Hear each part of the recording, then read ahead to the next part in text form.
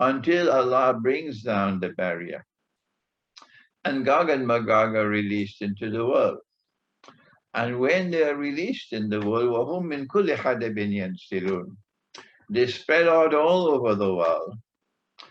And therefore, Uwais, listen to me, Uwais, this will be an event which will occur only once in history. You got to be blind not to see it.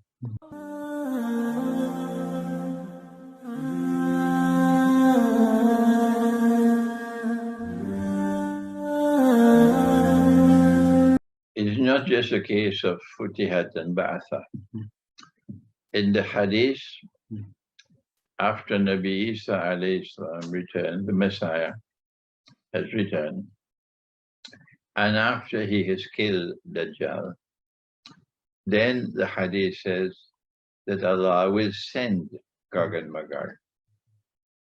And the first of them will pass by the Sea of Galilee. This is the first of them to pass after the killing of Dajjal. They'll pass by the Sea of Galilee and drink the water. And by the time the last of them all pass, they'll say there used to be water here. So whatever remains in the Sea of Galilee as water, when Jesus comes, whatever remains will quickly dry up, and the Sea of Galilee become dry. How much time will that take? I can't tell. It could take a few weeks. The Hadith is that Allah will send Gog and Magog, and they'll be heading past the Sea of Galilee to Jerusalem. So they'll be coming from the north. It's a geography. And Allah will destroy Gog and Magog in Jerusalem.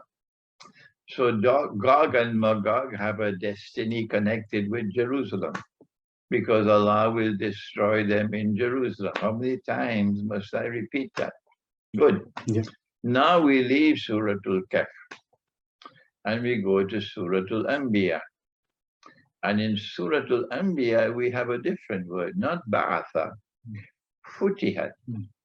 Futihat is to release, Ba'atha is to send. We are more concerned with the word Futihat because Zulkarnain built a barrier, and it has to be north of Jerusalem. And on one side, there is the sea, the Black Sea, Ainun Hamiyah. Ibn Kathir recognized it in his tafsir as the Black Sea. And on the other side is the Caspian Sea, and between are the Caucasus Mountains. And in the Caucasus Mountains, there's only one pass. And that's where he built the barrier. And when he built the barrier, Gog and Magog could neither penetrate nor could they scale. They can't be angels because they commit fasad, angels don't. They can't be jinn because jinn could fly over the barrier, they could pass through the barrier. So therefore, the only other creatures created by Allah are human beings, only human beings. So Gog and Magog are human beings, but they're human beings who have a power that even Zulkarnain could not resist. He cannot destroy them. So they are the most powerful people that mankind will ever witness in history. And when they are released, Allah bring down the barrier. Then mankind will witness. Now listen carefully, Uwais. You will listen to me. They heard me 100,000 times. They would not. It goes from one ear, comes out of the other. They have lacked the capacity to think. They refuse to think. They're afraid to think. But the people, the young people I met in Pakistan, mashallah, in the university, they're quick in thinking, quick in understanding. I was delighted with my visit to Pakistan. These people can think. They have less to lose. These people, others, these critics, they've stopped thinking and they don't want to think. So now here is, if people who are human beings, who have a power unmatched in history, not even Zulkarnain can match their power, but who use their power to commit fasad, Fasad is that which corrupts to the extent it can destroy. These people are released by Allah. And when they are released by Allah, then, says Suratul Anbiya, a people who belong to a town which was destroyed by Allah. This is verses 95 and 96 of Suratul Anbiya. وَحَرَامٌ عَلَى قَرْيَةٍ أَهْلَكْنَاهَا أَنَّهُمْ لَا يَرْجِعُونَ. It doesn't matter if I explain this verse a million times, they don't register. It goes out of one ear and goes, but the other people listening can understand because they have intelligence, they have common sense, they have wisdom, they can understand.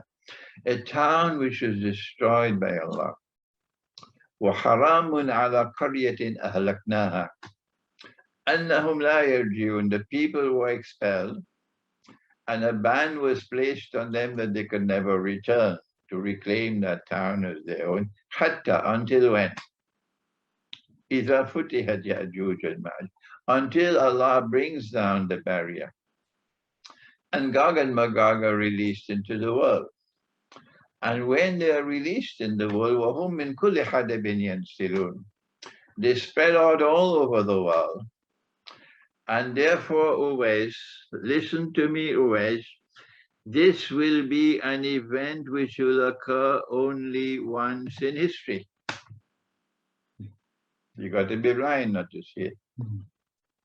You have to have your intellect in concrete not to see it.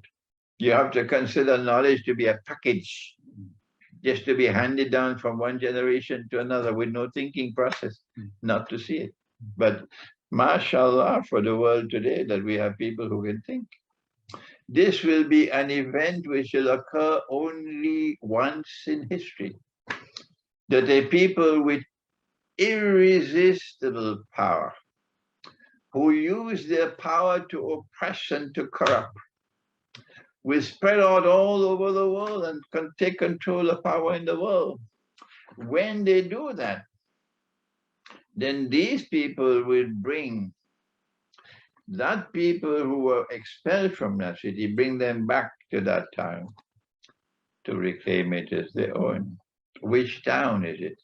Jerusalem. Even a schoolboy will know that Gog and Magog are connected with Jerusalem. Even a schoolboy.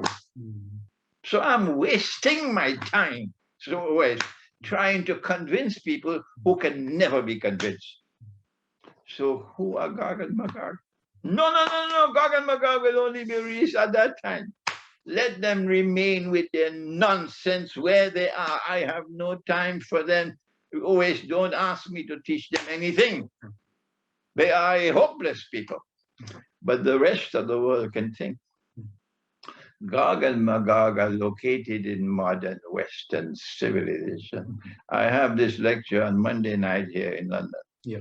Gog and Magog are not only located in Western civilization, rather they are those who control power in modern Western civilization. Not all of Western civilization, Gog and Magog.